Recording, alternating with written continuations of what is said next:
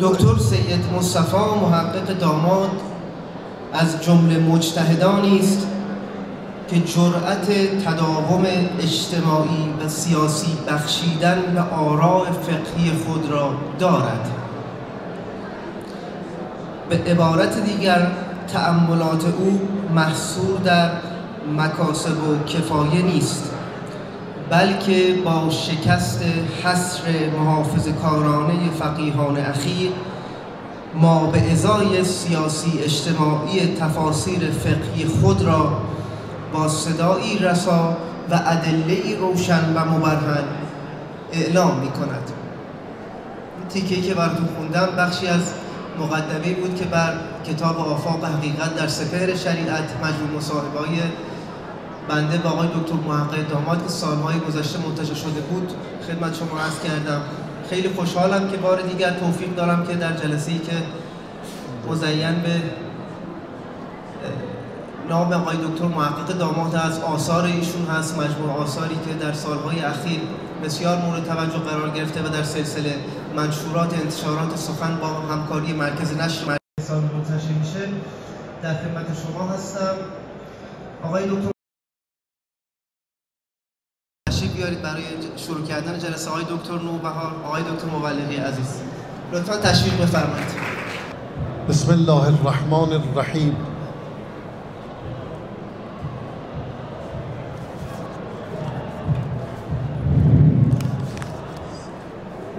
سروران ارجمند، فضلای عزیز، خانم ها و آقایان، از اینکه سرافراز فرمودید و به این جلسه تشریف آوردید من به سهم خودم سپاسگزارم از شما بزرگواران.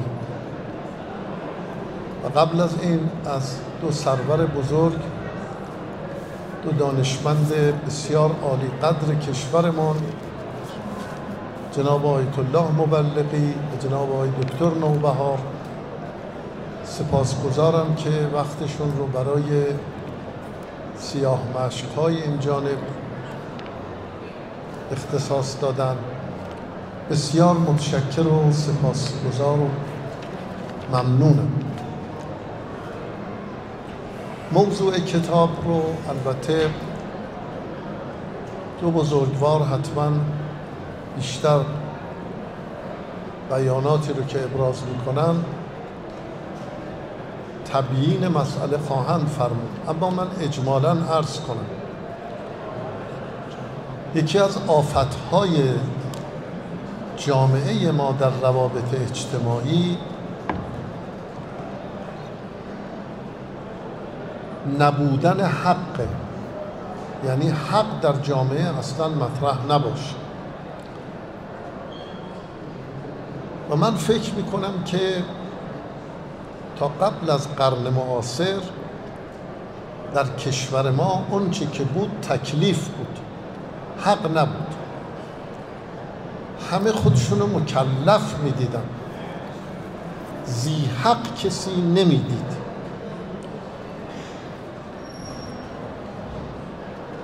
مستشار الدوله معروف، مشیر الدوله معروف، درد بیدرمان کشور ما را یک کتابی نوشت به نام یک کلمه و منظور این بود که ما یک درد بیدرمان داریم و اون نبودن قانونه، در حالی که به نظر میرسه قبل از نبود قانون باید درد بیدرمان رو نبود حق ایشون حساب میکرد که اصلا حق برای کسی مطرح نیست.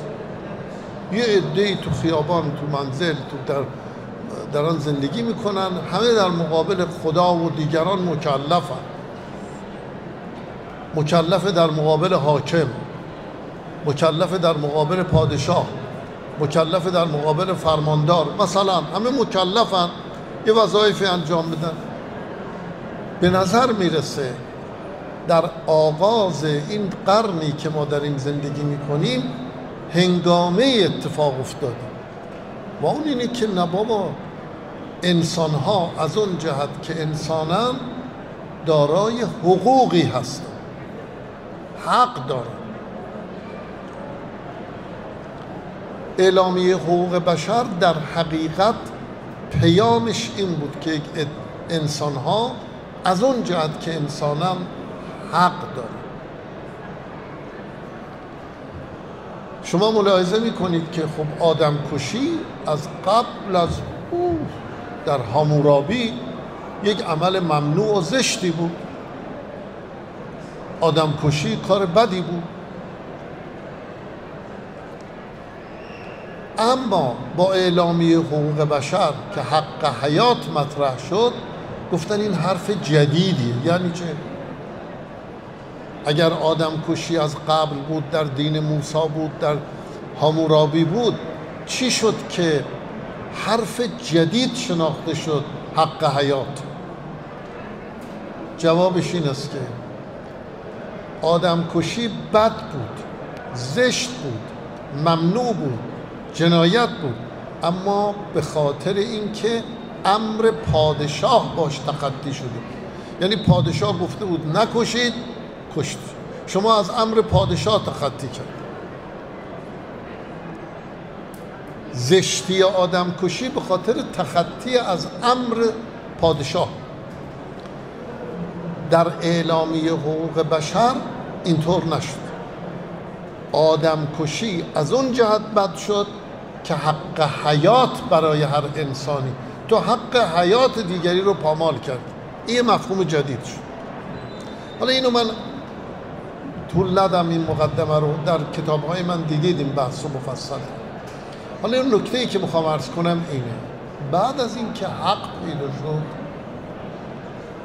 یعنی حق مطرح شد، حق فلان، حق فلان، حق فلان، حق آزادی، حق حیات، حق همسری، حق همسر، حق زوج، حق زوجه، حق همسایه، حق مالک، حق کارگر، هی مطرح شد. بسیار خوب، خیلی عالی عالی. کم کم یک جریان عجیبی اتفاق افتاد و اون این که عده‌ای خیال میکردن که این حق مطلقه، یعنی هر کی حق داره همه کار میتونه بکنه چون حق داره. کسی حق مالکیت داره، این حق مطلقه و هیچ کسی بالای چشم صاحب حق نمیتونه بگه ابرو. هیچ حق رو محدود نمیکنه. این در تفکر حقوق روم بود. حقوق روم قدیم اینطور بود. حتی تا بسیاری از کشورهای اروپایی هم تا قرن قبلی همینطور فکر میکردن، یا حق هست یا نیست. اگر هست مطلقه، محدود نیست. حق رو برای صاحب حق مطلق می‌دانستند، در حالی که پیغمبر اسلام یه چیزی رو گفت این تو اسلام. عجیبه ها، گفت تو اسلام، اینو نسبتش داد به اسلام. معلوم بود یک نوآوری اسلامه. عجیبه ها. اون روز حقوق رایج حقوق روم بود. در زمان نهضت اسلامی حقوق روم. پیغمبر یک بنیانی گذاشت، گفت این تو اسلام. یه مردی بود، یه دونه درخت داشت تو خانه دیگری، بدون اینکه یک سرفه‌ای بکنه می آمد میگفت میخوام درختم آب بدم. اون مردم زن داشت، بچه داشت، آزار میشد. آمد به پیغمبر گفت یا رسول الله، این بیاد ببینید این اذیت میکنه منو اذیت میکنه. صداش زد. پیغمبر گفت چرا؟ گفت من مال من حق دارم، صاحب درختم، حق مال منه و من حق دارم آزاد هر کاری بکنم، هر وقت بخوام. نه خیر سرفه نمیخوام یا الله هم نمیگه. پیغمبر بهش فرمود به من بفروش. گفت در بهش بهت درخت میدم. گفت من نقد رو نمیگیرم، ول نمیکنم، نسیه رو میگیرم. نقد الان این درخت منه. حالا باید بهش میخوای صحبت کنی، به قول حافظ چمن حکایت اردی بهش میگوید، نه عاقل است که نسیه خرید و نقد بهشت. این حافظ هم این حرف رو میزن، گفت من نقد رو نمیدم نسیه رو بگیرم، این حرفا رو نزن یا رسول الله، نمی کنم، درخت مال من. پیغمبر فرمود برو بکن. برو به اون صاحب خانه گفت برو درخت رو بکن. چرا؟ منظورم این کلمه است، فانه لا ضرر ولا ضرار فی الاسلام. فی الاسلام میشد خواستم بهش توجه کنیم. این آورده من است، قبل از من در نظام‌های حقوقی دیگر نیست. و این مال اون قسمت دومشه. تو این کتاب من توضیح دادم اون ضرارش در اسلام نیست. ضرار یعنی کسی از طریق اعمال حق بخواد به دیگری زیان بزنه. حالا ببینید تو زندگی های خودتون برید، همسایه پیچ رادیوشو باز میکنه نصف شب، یا مهمان داره میخواد اونجا بزنن و برقصن. حالا همسایه چقدر آزار میشه؟ میگم 4 دیواری اختیاری، خونه مال منه. از حق خودش داره به همسایه آزار میزنه. یا شوهر آزار میده، خانمشو آزار میده، میگه من حق طلاق دارم، هر وقت بخوام میتونم تو رو طلاق بدم. این یک سوء استفاده از حق طلاق دادن برای ایجاد آزار و برای اذیت کردن و سوء استفاده است. این رو فرنگی ها تو این کتاب آوردن، بسیار جدیده براشون. تو همین قرن معاصر اینو بهش رسیدن، بهش میگن abusing your right، یعنی سوء استفاده از حق. درست آقای بدیر؟ درست تلفظ کردم؟ abusing of right. خب اینو قبلا نداشتن، رومیان نداشتن، یهودیان نداشتن، مسیحیان نداشتن، حتی شرقی های طرف ژاپن. منو تحقیق کردم تو این کتاب که بدی بودن اسلامش بوده چی؟ که فل اسلام، یعنی این آورده اسلامه. حق مطلق نیست، حق محترم، صاحب حق حقشو استفاده کنی، ولی تا حدی که به دیگری ضرر نزنه، به دیگری آزار نده. حالا آقایون تازه این عرض کنم حضورتون که هنوز این آغاز قضیه است. من تو این قضیه نقشه ها دارم یک چیزی میگم اینجا، اگه خدا بهم عمر بده اینو خیلی وسیع میشه. جناب استاد، جناب آیت الله، واقعش این قضیه خیلی وسیع. به این نگاه های کوچیک و این قضیه جزئی بهش نگاه نکنیم، خیلی وسیع تر، خیلی وسیع.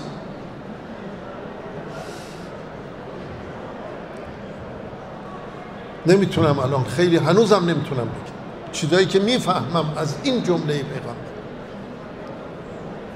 که به خاطر این که من راحت باشم و حق خودم رو اعمال کنم، هر کی اذیت بشه. فقط یه پردهشو میگم، آیا این حضرت آیت الله این ضرر نیست که چون پسره تحریک میشه این خانم باید با کمال حجاب چاقچور رو خودشو بپوشونه برای اینکه اون مرده به اصطلاح تحریک نشه؟ این خیلی عجیبه. به خاطر اینکه اون مرده تحریک نشه خانوما باید اینو روش فکر کنیم دیگه. خب آقا تو نگاه نکن، تو به نوامیس مردم نگاه نکن، چرا اون اونقدر ضرر بکشه؟ باید روش فکر کنیم. اینا جای فکره. اگر این رو یک نظریه عمومی بکنیم که من چون مردم حق دارم بگم همه زنا برن کنار تا من نبینمشون، اینا برن تو خانه که من اون را نمیدونم، الان اینو مطرح نکردم تو این کتاب، ولی در آینده باید فکر کنم. دیگر پر حرفی نمی کنم. حضرت آیت الله، جناب آقای دکتر نوبهار، اینا اساتید بزرگواری هستن که مورد ارادت و اخلاص بنده هستن و منو شرمنده کردن، قدم بر چشم بنده نهادن و تشریف آوردن. به خصوص سرورم جناب آقای دکتر نوبهار که کمی هم کسالت دارن و به رغم کسالتشون تشریف آوردن. من خیلی واقعا ممنون و شرمنده ایشان هم، همچنین از آیت الله که از مسافرت دارن تشریف میارن.